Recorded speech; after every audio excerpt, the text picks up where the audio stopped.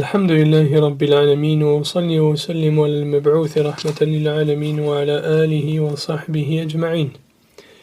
Nous allons donc étudier l'explication des 4 règles du noble Cheikh Mohammed ibn Abdul Wahhab avec l'explication du Cheikh Ibn Baz rahmatullah alayh, et nous allons bi'idhnillah ajouter quelques explications d'autres savants si Allah subhanahu wa ta'ala le permet. فنسأل الله جل وعلا أن يرزقنا الإخلاص في القول والعمل.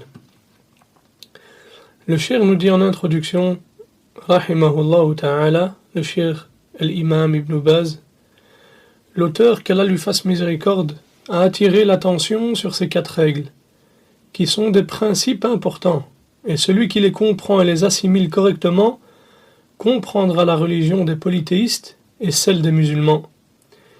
Et la plupart des gens ne comprennent pas ces règles. C'est pourquoi les choses sont devenues confuses pour eux, et ils se sont mis à adorer les tombes et leurs occupants, les saints, les pieux, les arbres et les pierres en dehors d'Allah subhanahu wa ta'ala, tout en pensant qu'ils sont sur la bonne voie, et ce à cause de leur ignorance de la réalité du tawhid et celle du polythéisme. Le Cheikh Mohammed ibn Abdul Wahhab rahmatullahi alayhi nous dit, c'est-à-dire il commence par la basmala, Bismillahir-Rahmanir-Rahim, je demande à Allah le généreux, Seigneur de l'immense trône, qu'il soit ton allié ici-bas et dans l'au-delà, et qu'il te bénisse où que tu sois.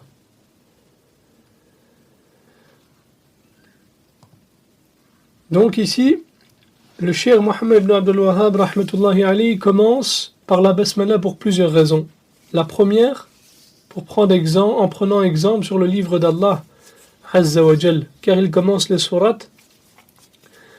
Donc, car les sourates du Coran sont commencées par le basmala.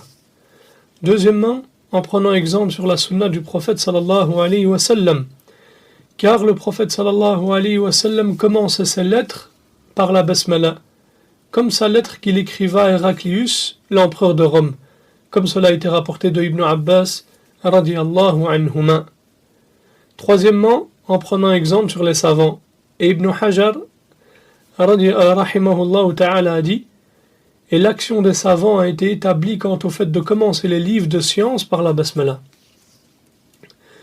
L'auteur nous dit ensuite rahimahullah ta'ala, je demande à Allah, le généreux, Seigneur de l'immense trône, qu'il soit ton allié ici-bas et dans l'au-delà, et qu'il te bénisse où que tu sois, et qu'il fasse de toi quelqu'un de reconnaissant lorsqu'il reçoit, patient lorsqu'il est éprouvé, et repentant lorsqu'il est pécheur, car ces 3 qualités sont les signes du bonheur.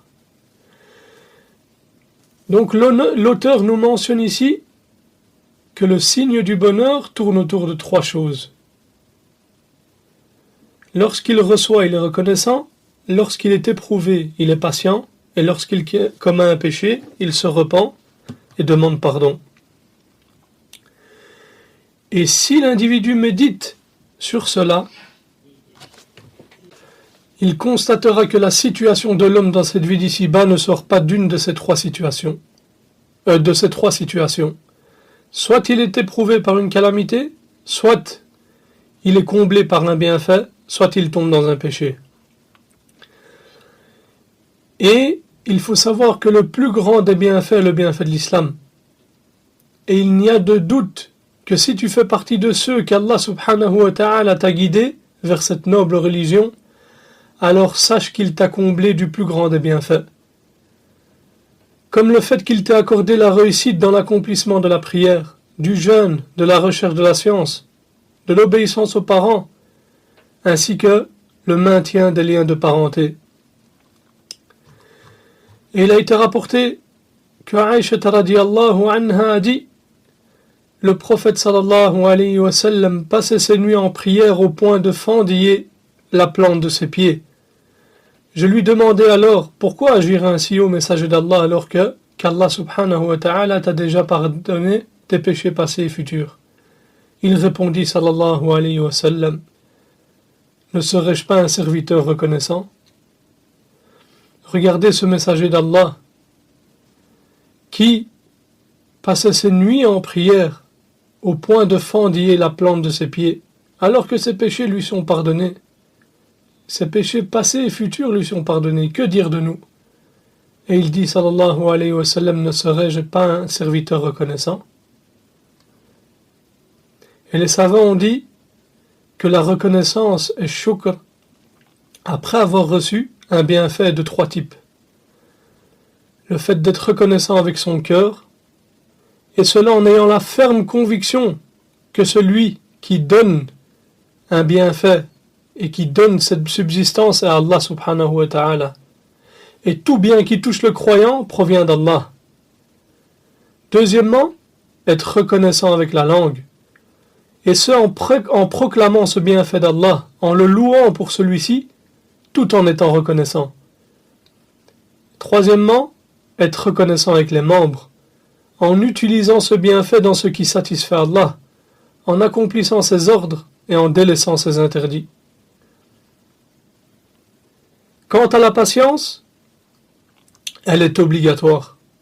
Qu'il s'agisse de maladie, de la perte d'un enfant, d'un proche ou autre, il faut faire preuve de patience et il faut espérer la récompense d'Allah, sans se lamenter. On ne se frappe pas le visage, ni on se déchire les vêtements et on ne prononce pas des paroles d'ignorance, ni de mots vulgaires. Au contraire, il faut endurer et faire preuve de patience. Et wallahi,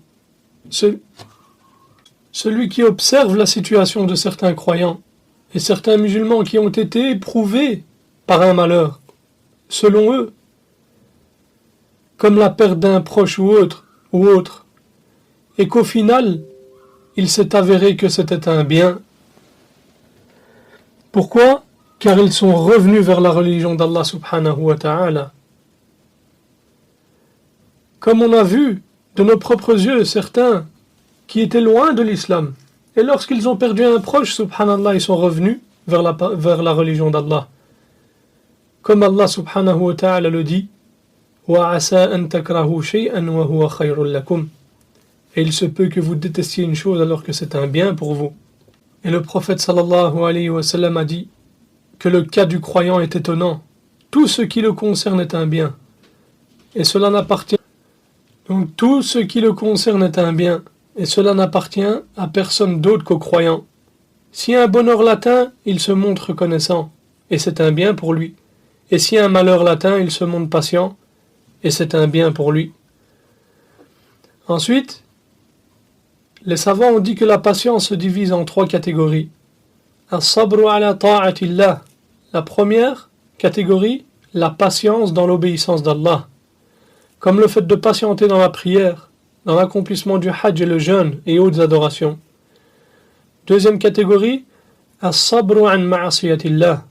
La patience face au péché, qui consiste à retenir son âme de ce qu'elle désire accomplir comme interdit. Et troisièmement, la patience sur les décrets d'Allah, as-sabru ala aqdarillahi al-mu'lima, qui consiste à ce que tu patientes sur les épreuves qui peuvent te toucher, ainsi que les malheurs, ou sur les nuisances que tu peux rencontrer sur ton chemin lorsque tu appelles à Allah. Et les gens se divisent lorsque l'épreuve se présente en 4 catégories. La première catégorie, c'est al-mutasakhit, c'est-à-dire celui qui se met en colère et qui s'irrite lorsque l'épreuve et la difficulté se présentent. Et cela est interdit et fait partie des grands péchés. La deuxième catégorie, as-sabir, le patient, et cela est obligatoire.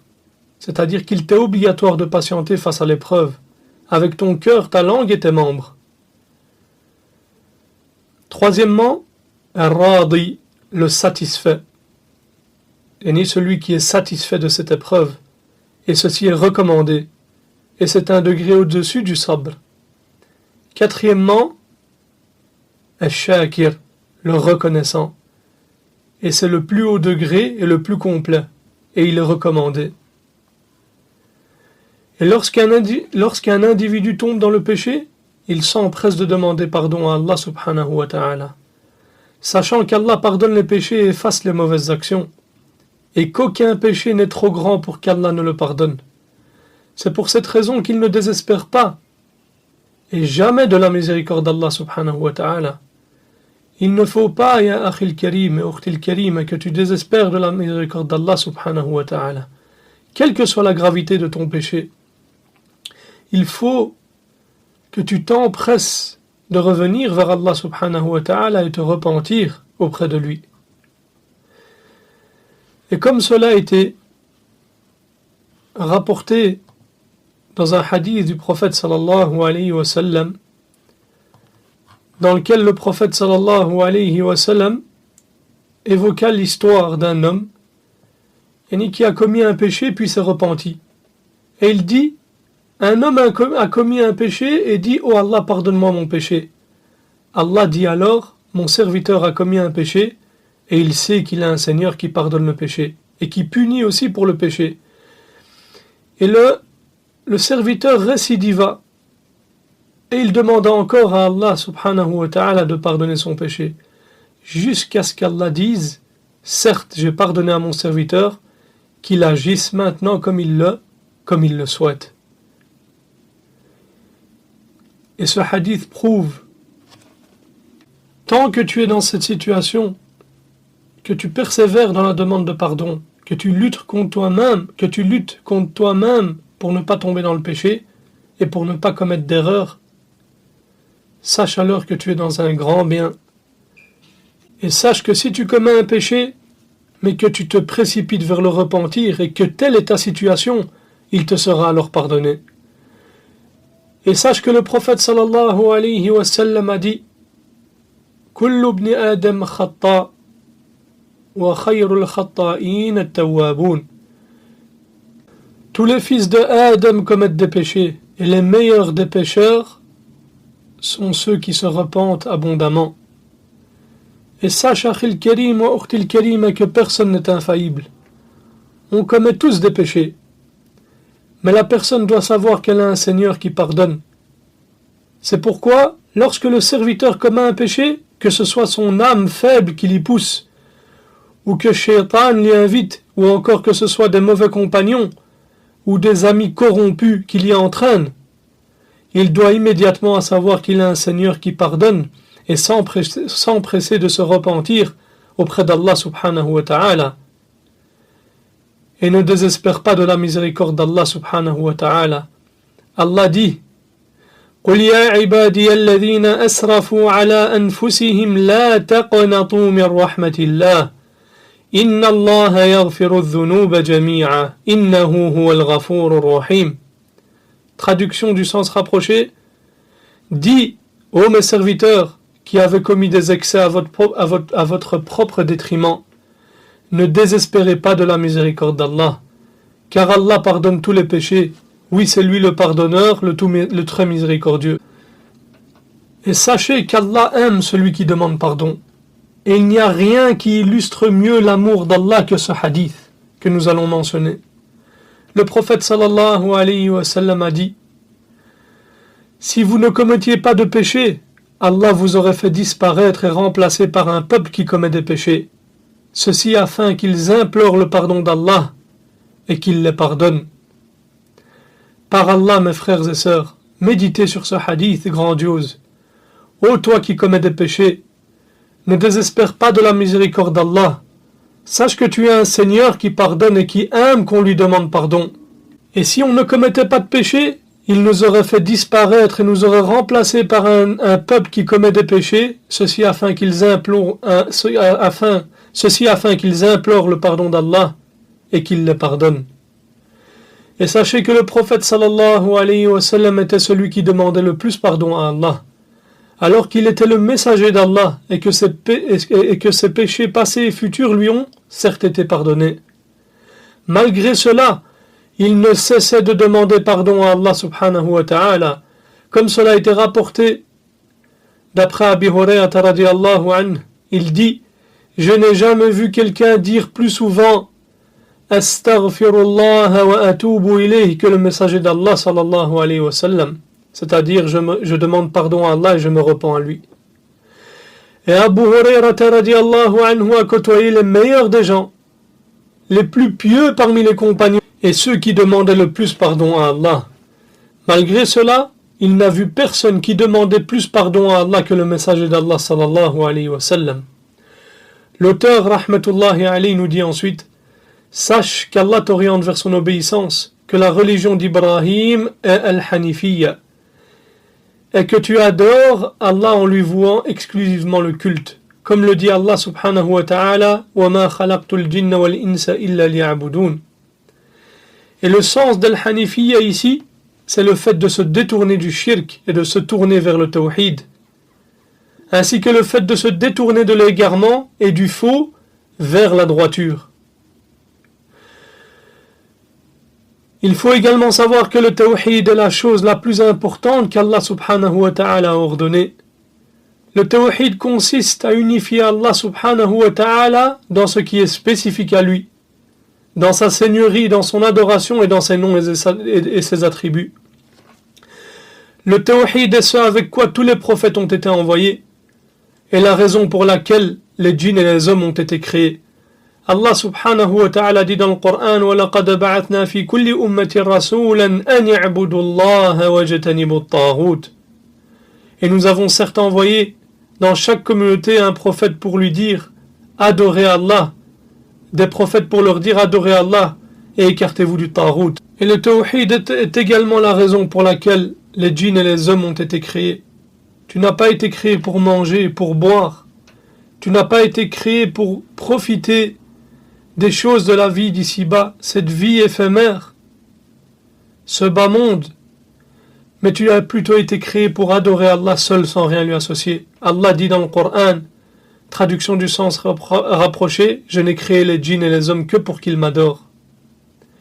L'auteur dit ensuite: lorsque tu sauras qu'Allah t'a créé pour son adoration, sache que l'adoration ne porte ce nom que si elle est accompagnée du tawhid, tout comme la prière ne porte ce nom que si elle est pratiquée en état de pureté.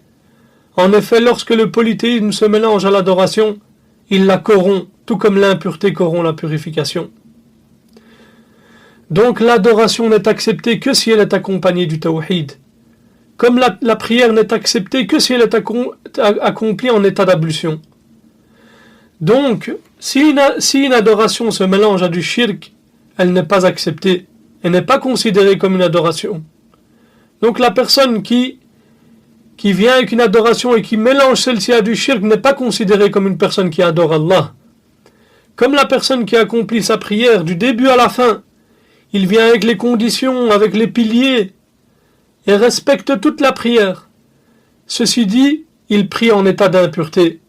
Sa prière ne sera alors pas acceptée et on ne pourra pas dire de lui qu'il a prié. Et l'adoration n'est donc acceptée que si elle remplit deux conditions. La première, la sincérité, et la deuxième, la conformité à la sunna du prophète sallallahu alayhi wa sallam. Et la preuve de cela réside dans la parole d'Allah subhanahu wa ta'ala: فَمَنْ كَانَ يَرْجُو لِقَاءَ رَبِّهِ فَلْيَعْمَلْ عَمَلًا صَالِحًا وَلَا يُشْرِكْ بِعِبَادَةِ رَبِّهِ أَحَدًا. Traduction du sens du verset: quiconque donc espère rencontrer son Seigneur, qu'il fasse de bonnes actions, c'est-à-dire des actions qui sont conformes à la sunna du prophète sallam, et qu'il n'associe dans son adoration aucun à son Seigneur, c'est-à-dire qu'il soit sincère envers Allah subhanahu wa ta'ala. L'auteur dit ensuite, rahmatullahi alayhi: et lorsque tu sauras que lorsque le polythéisme se mêle à l'adoration, il la corrompt et annule toutes les actions, et rend celui qui le commet parmi ceux qui seront éternellement en enfer, tu sauras dès lors que la chose la plus importante pour toi, c'est de connaître cette chose. Il se peut alors qu'Allah te sauve de ce filet qui est l'association à Allah, au sujet duquel Allah subhanahu wa ta'ala dit: innahu man yushrik billahi faqad harrama Allahu alayhi al-jannah. Et dans un autre verset, Allah subhanahu wa ta'ala dit: inna Allah la yaghfiru an yushraka bih. C'est-à-dire, traduction du sens du verset: certes, Allah ne pardonne pas qu'on lui donne des associés. Et à part cela, il pardonne à qui il veut. Et ceci se fera par la connaissance des 4 règles qu'Allah a énoncées dans son livre. Le Cheikh Ben Baz rahmatullahi alayhi dit concernant cela: Si le croyant sait que le tawhid est corrompu au moment où le shirk se mélange à celui-ci, tout comme les ablutions sont invalidées par l'état d'impureté, il comprend alors que la chose la plus importante qu'il doit connaître est le tawhid. La chose la plus importante qu'il doit connaître est le tawhid dans sa réalité, ainsi que le shirk dans sa réalité, afin de ne pas tomber dans le shirk, ce qui invaliderait son tawhid et l'annulerait, et annulerait sa religion ainsi que son islam. En effet, le tawhid est la religion d'Allah. Le tawhid est l'islam. Le tawhid est la guidée. Si une personne accomplit un acte de shirk, c'est son islam qui est annulé, tout comme cette religion. Par exemple, comme le fait d'invoquer les morts, chercher leur secours, insulter la religion, insulter Allah ou le prophète, se moquer d'Allah, se moquer de sa religion, ou se moquer de son prophète sallallahu alayhi wa sallam. Et par Allah, mes frères, combien de nos jeunes et combien de gens on entend, combien de jeunes ou de gens on entend dire que Dieu maudisse, qu'Allah maudisse la religion de ta maman, que Dieu maudisse la religion de ton papa. Imaginez-vous une seconde, s'il maudit la religion d'une autre personne, dont la religion du père est l'islam, il a certes maudit l'islam, et il sort de la religion en disant cette parole. C'est une parole de kufr, qu'Allah nous en préserve.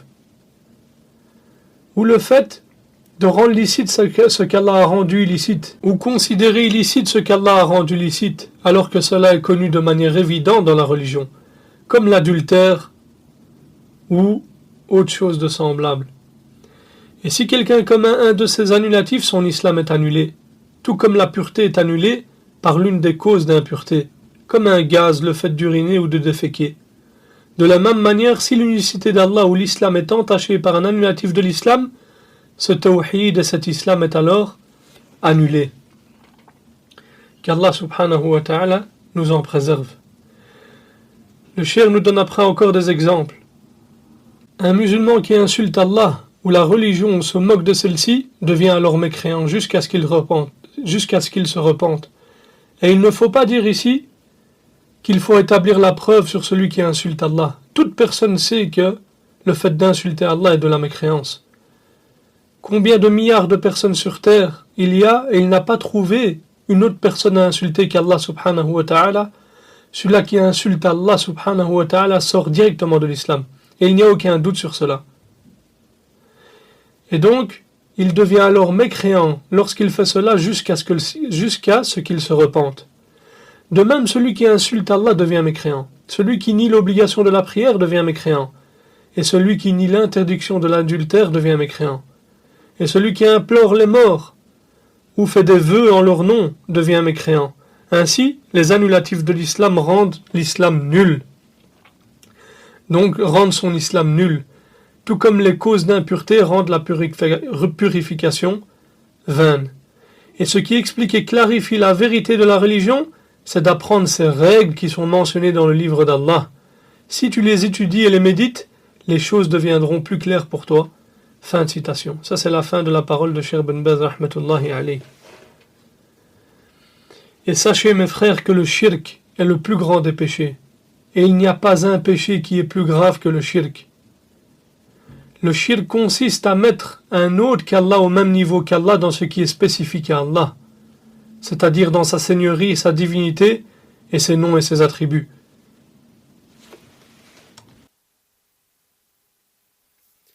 Sais-tu réellement ce qu'est le shirk?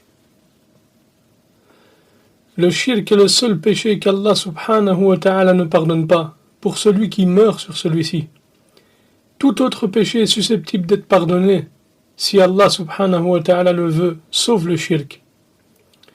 Allah subhanahu wa ta'ala dit Inna Allah la yaghfiru an yushraka bih wa yaghfiru ma duna dhalika liman yasha. Traduction du sens rapproché, Allah ne pardonne pas qu'on lui donne des associés, et il pardonne en dehors de cela à qui il veut. Le shirk est le seul péché qui conduit son auteur en enfer pour l'éternité. Allah subhanahu wa ta'ala dit dans le Coran: Innahu man yushrik billahi faqad harrama Allahu alayhi al-jannata wa ma'wahu an-nar wa ma lil-zalimina min ansar. Traduction du sens rapproché: quiconque associe à Allah d'autres divinités, Allah lui a interdit le paradis, et son refuge sera le feu, et pour les injustes, pas de secoureur. Le shirk est le seul péché qui annule toutes les actions et les rend vaines et caduques. Allah dit dans le Coran: وَقَدِمْنَا إِلَى مَا عَمِلُوا مِنْ عَمَلٍ فَجَعَلْنَاهُ هَبَاءً مَنْثُورًا. Traduction du sens du verset: nous avons considéré l'œuvre qu'ils ont accomplie et nous l'avons réduite en poussière éparpillée. Toute bonne action que cette personne a faite durant sa vie jusqu'à la fin de celle-ci, et ensuite il associe à Allah subhanahu wa ta'ala. À ce moment-là, toutes ces actions seront réduites en poussière éparpillée. Ya ikhwa, subhanallah, supposons qu'une personne ait vécu pendant 80 ans. Il a passé la majeure partie de sa vie dans l'obéissance à Allah, à évoquer Allah, en lisant le Coran, en faisant des sadaqat, le hajj, des umrah, mais qu'à la fin de sa vie, il demande le secours à autre qu'Allah. Il invoque des awliya en dehors d'Allah. Il dit: oh wali fulan, secours-moi, donne-moi ceci, donne-moi cela. Il a certes commis du shirk majeur. Médite, Akhil Karim. Combien de secondes cela a pris? 3 secondes. 3 secondes, ya ikhwa. En 3 secondes, toutes les actions qu'il a faites pendant 80 ans ont été réduites en poussière. Et celui qui meurt sur le shirk, il n'y aura aucun espoir pour lui d'obtenir la miséricorde d'Allah, et il sera éternellement dans le feu de l'enfer. Aucun espoir. Allah dit dans le Coran: وَالَّذِينَ كَفَرُوا لَهُمْ نَارُ جَهَنَّمَ لَا يُقَضَى عَلَيْهِمْ فَيَمُوتُوا وَلَا يُخَفَّفُ عَنْهُمْ مِنْ عَذَابِهَا كَذَلِكَ نَجْزِي كُلَّ كَفُورٍ. Traduction du sens du verset: et ceux qui ont mécru auront le feu de l'enfer. On ne les achève pas pour qu'ils meurent, on ne leur allège rien de ces tourments. Et lorsqu'ils seront châtiés, ils auront encore espoir de revenir dans cette vie d'ici-bas. Et ils hurleront en disant, Allah dit: وَهُمْ يَسْتَرِخُونَ فِيهَا رَبَّنَا أَخْرِجَنَا نَعْمَلْ صَالِحًا غَيْرَ الَّذِي كُنَّا نَعْمَلْ أَوَلَمْ نُعَمِّرْكُمْ مَا يَتَذَكَّرُ فِيهِ مَنْ تَذَكَّرَ وَجَاءَكُمُ النَّذِيرُ فَذُوقُوا فَمَا لِلظَّالِمِينَ مِنْ نَصِيرٍ. Traduction du sens du verset: et là, ils hurleront: Seigneur, fais-nous sortir, nous ferons le bien, contrairement à ce que nous faisions. Ne vous avons-nous pas donné une vie assez longue pour que celui qui réfléchit puisse réfléchir? Ils auront également espoir qu'Allah subhanahu wa ta'ala leur allège leur châtiment. Mais Allah dit dans le Coran, traduction du sens فَذُوقُوا فَلَنْ نَزِيدَكُمْ إِلَّا عَذَابًا. Traduction du sens du verset: goûtez donc, nous n'augmenterons pour vous que le châtiment. Certains exégètes ont dit qu'il n'y a pas de verset plus dur que celui-ci qui est descendu concernant les gens de l'enfer. Regardez, ya ikhwa, méditez sur la gravité du shirk. Ces gens-là, ils vont espérer revenir une deuxième fois sur terre, dans cette vie d'ici-bas, mais ils ne pourront pas. Et ils demanderont à Allah subhanahu wa ta'ala d'alléger leur châtiment. Et Allah, comme Allah dit dans le Coran, il leur sera dit: فَذُوقُوا فَلَنْ نَزِيدَكُمْ إِلَّا عَذَابًا. Goûtez donc, nous n'augmenterons pour vous que le châtiment. C'est pour ça, ya ikhwa, qu'il faut continuer à appeler au tawhid. Il faut continuer à mettre en garde contre le shirk. Et il faut propager les vidéos et les audios des savants qui parlent de tawhid et qui mettent en garde contre le shirk. Qu'Allah subhanahu wa ta'ala nous préserve du shirk ainsi que nos familles. Il est donc important, mes frères et sœurs, de connaître le shirk, afin de ne pas tomber dans ce filet. Et comme le poète l'a dit, عرفت الشر لا للشر لكن لتوقيه ومن لم يعرف الشر من الخير يقع فيه. Je n'ai pas connu le mal pour le mal, mais plutôt pour m'en préserver. Et celui qui ne connaît pas le mal du bien tombera dedans. Et ne te sens pas à l'abri du shirk. Si Ibrahim alayhi salam, qui est le prophète d'Allah, a certains imploré Allah subhanahu wa ta'ala de le préserver ainsi que ses enfants de l'adoration des idoles. Que dire de nous? Que dire de nous? Allah dit وَجَنُوبَنِي وَبَنِيَ أَن نَعْبُدَ الْأَصْنَامِ. Comme l'a dit Ibrahim, et préserve-moi ainsi que mes enfants de l'adoration des idoles. Que dire de nous, mes frères et sœurs? Ibrahim al-Taymi, rahimahullah, a dit وَمَنْ يَأْمَنُ الْبَلَاءَ بَعْدَ Ibrahim. Et qui peut se sentir à l'abri de l'épreuve après Ibrahim? Et sache que le prophète sallallahu alayhi wa sallam a certes enseigné aux nobles compagnons, Abu Bakr as-Siddiq radiyallahu anhu, une invocation qui débarrasserait de tout polythéisme, mineur et majeur.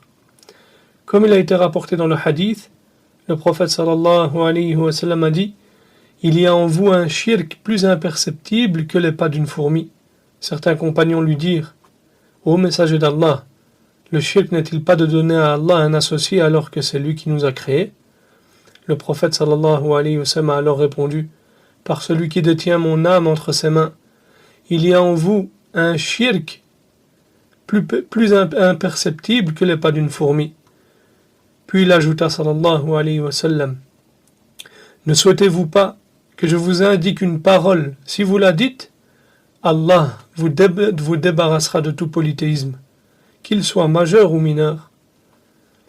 Bien sûr, ont dit les compagnons, qu'Allah subhanahu wa ta'ala les agrée.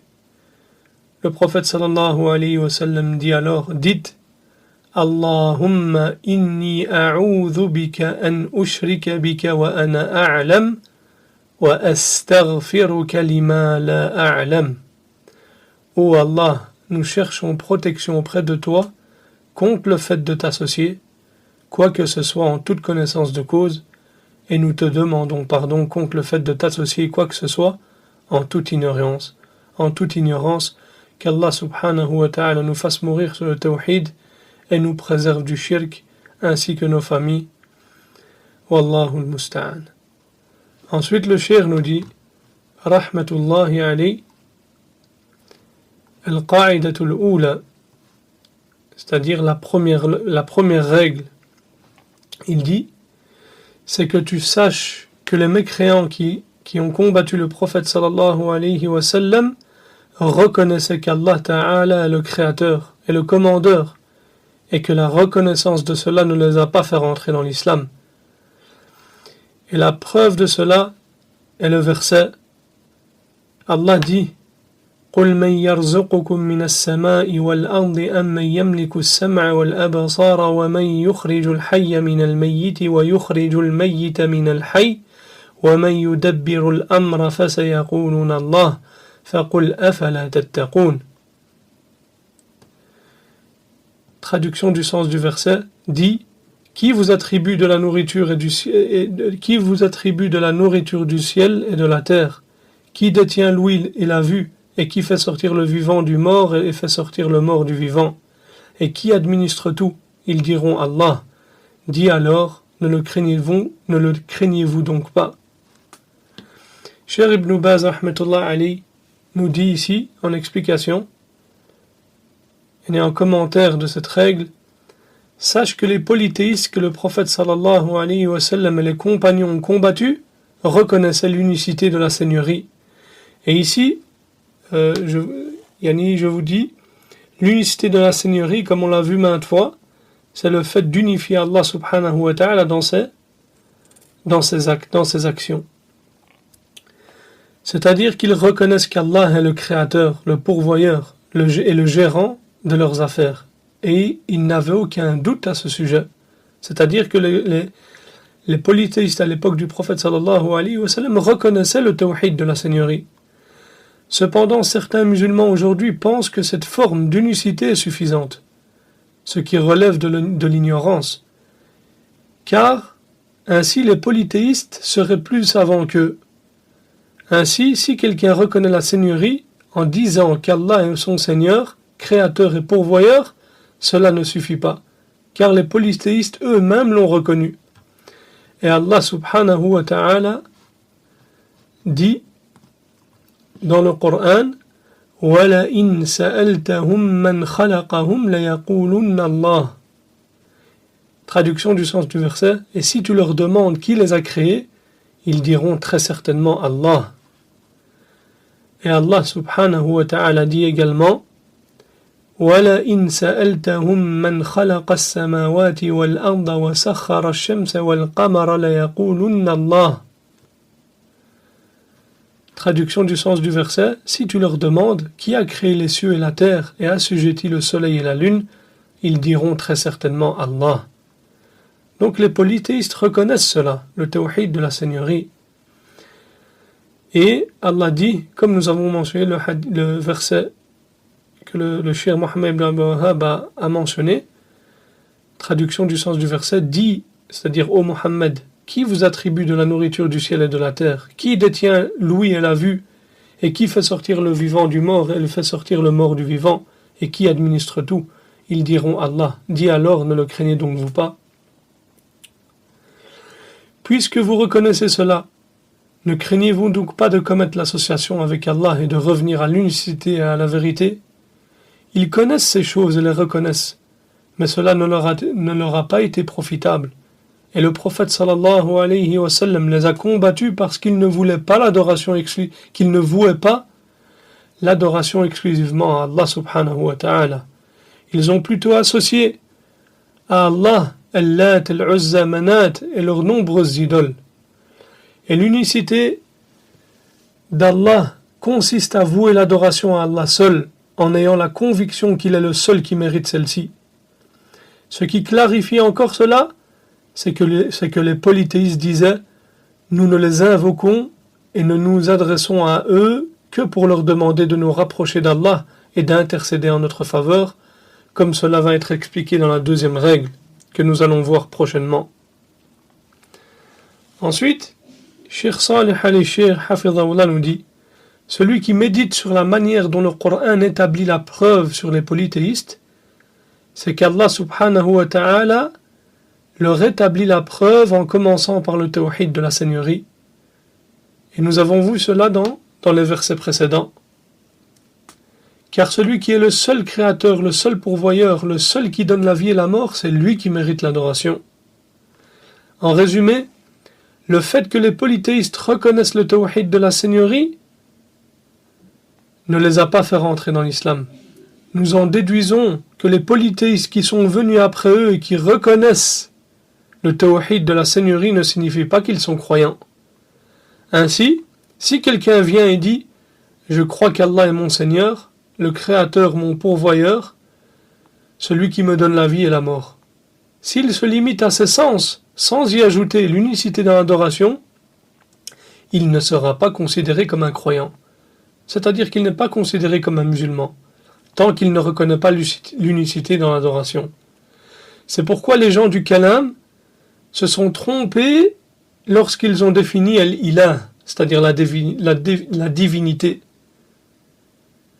Car eux, ils l'ont défini comme étant simplement celui qui est capable de créer, en disant Allah est celui qui a la capacité de créer. C'est pour cela qu'ils disent que le sens de la ilaha illallah, c'est la khaliqa illallah. Il n'y a de créateur si ce n'est qu'Allah. C'est-à-dire qu'ils font revenir à chaque fois donc la ilaha illallah au tawhid de la Seigneurie. Et pour eux, le sens de la ilaha illallah revient donc au tawhid de la Seigneurie. Et c'est là la plus grande erreur à l'encontre de la religion qui a été faite par les gens du Kalam, c'est-à-dire les philosophes et autres. ils ont considéré que le conflit entre les messagers et leur peuple portait sur le tawhid dans la seigneurie. C'est-à-dire, ya ikhwa, c'est qu'eux ils disent que les messagers, c'est comme s'ils disaient que les messagers avaient été envoyés pour transmettre le tawhid de la seigneurie, et que la base de leur conflit avec leur peuple, c'était le fait que c'était le tawhid de la seigneurie. Alors qu'Allah subhanahu wa ta'ala dit dans le Coran وَلَقَدْ بَعَثْنَا فِي كُلِّ أُمَّةٍ رَسُولًا أَنِ اعْبُدُوا اللَّهَ وَاجْتَنِبُوا الطَّاغُوتَ. Et nous avons certes envoyé dans chaque communauté un messager pour dire adorez Allah et écartez-vous du taghut. Et les preuves sont nombreuses à ce sujet. Que la base du conflit qu'il y a eu entre les messagers et leur peuple, entre les prophètes et leur peuple, c'est le tawhid al-uluhiyya. Et c'est pour cette chose qu'Allah subhanahu wa ta'ala a envoyé les prophètes. Donc pour eux, si une personne reconnaît que celui qui crée et administre toutes choses est Allah, alors cette personne est selon eux croyante et musulmane. Et wallahi, revenez à leur livre et vous verrez comment ils définissent la ilaha illallah. Par exemple, vous trouverez qu'ils disent la ilaha illallah yani واحد في ذاته لا قسيم له واحد في صفاته لا شبيه له واحد في أفعاله لا شريك له. Yani qu'Allah est unique dans son entité sans aucun associé, qu'il est unique dans ses attributs sans aucun semblable et qu'il est unique dans ses actes sans aucun associé. Et vous voyez qu'à chaque fois ils reviennent, qu'ils font revenir cela au tawhid al-rububiyya et pas au tawhid al-uluhiyya. Et cela contredit le sens de la divinité, c'est-à-dire de l'uluhiyya. Car la ilaha illallah signifie il n'y a de divinité qui mérite d'être adorée en dehors d'Allah. Et son sens se réfère donc à l'adoration et non à la seigneurie. Et la preuve de cela est le verset.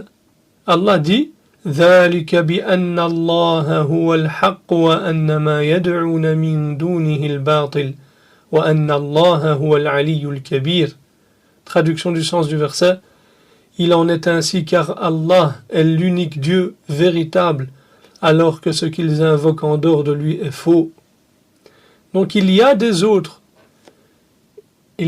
choses, des autres divinités qui sont adorées en dehors d'Allah, mais elles ne méritent pas cette adoration. Il n'y a qu'Allah subhanahu wa ta'ala qui mérite l'adoration. Donc, ce que veut dire le cheikh Muhammad ibn Abdul Wahhab par rapport à cette règle importante, c'est qu'elle est certaine et incontestable sur le fait que les mécréants et les polythéistes reconnaissent l'unicité de la seigneurie. Cependant, cette reconnaissance ne leur a été d'aucune utilité. Elle ne les a pas fait rentrer dans l'islam et ne leur a donné aucun droit, car ils ont associé à Allah subhanahu wa ta'ala d'autres divinités et ont voué leur adoration à leurs fausses divinités, et ils ont d'ailleurs dit, comme Allah subhanahu wa ta'ala dit dans le Coran, أَجَعَلَ الْآلِهَةَ إِلَهًا وَاحِدًا إِنَّ هَذَا لَشَيْءٌ عُجَابٌ. Traduction du sens du verset, réduira-t-il les divinités à un seul Dieu? Voilà une chose vraiment étonnante. Et par Allah, les polythéistes à l'époque du prophète sallallahu alayhi wa sallam avaient compris le sens de la ilaha illallah mieux que de nombreux musulmans à cette époque. Wallahi, vous allez auprès de nombreux musulmans, allez leur demander quel est le sens de la ilaha illallah, ils vont vous dire il n'y a de Dieu que Dieu. Il n'y a de créateur que Dieu. Alors qu'Allah subhanahu wa ta'ala dit dans le Coran, إنهم كانوا إذا قيل لهم لا إله إلا الله يستكبرون ويقولون أئنا لتاركوا آلهتنا لشاعر مجنون. Traduction rapprochée du sens du verset. Quand on leur disait point de divinité digne d'adoration à part Allah, ils se gonflaient d'orgueil et disaient allons-nous abandonner nos divinités pour un poète fou? Et cela prouve qu'eux avaient compris le sens de la ilaha illallah. Ils ont compris qu'ils devaient délaisser l'adoration de leur divinité et vouer l'adoration à Allah seul, sans rien lui associer. Si nous observons à notre époque, à celle du shirk ainsi qu'avant et après, nous constatons qu'il y a des gens qui croient fermement en la Seigneurie d'Allah, mais associent à Allah dans leur adoration. Cela ne leur sera d'aucune utilité, tout comme les anciens polythéistes. En effet, la règle est que le polythéiste arabe croyait en la Seigneurie. Et de nos jours, il se peut que certains faibles d'esprit, lorsqu'ils entendent quelqu'un dire « Inch'Allah » ou mentionner le nom d'Allah, ou encore affirmer qu'Allah est leur Seigneur et leur Maître, ils pensent alors à tort que cette personne est musulmane, et sont satisfaits de cela. Il est obligatoire que la personne unifie Allah subhanahu wa ta'ala dans son adoration, c'est-à-dire qu'elle adore Allah seul, avec ce quoi le prophète sallallahu alayhi wa sallam est venu, et qu'elle se désavoue sincèrement du shirk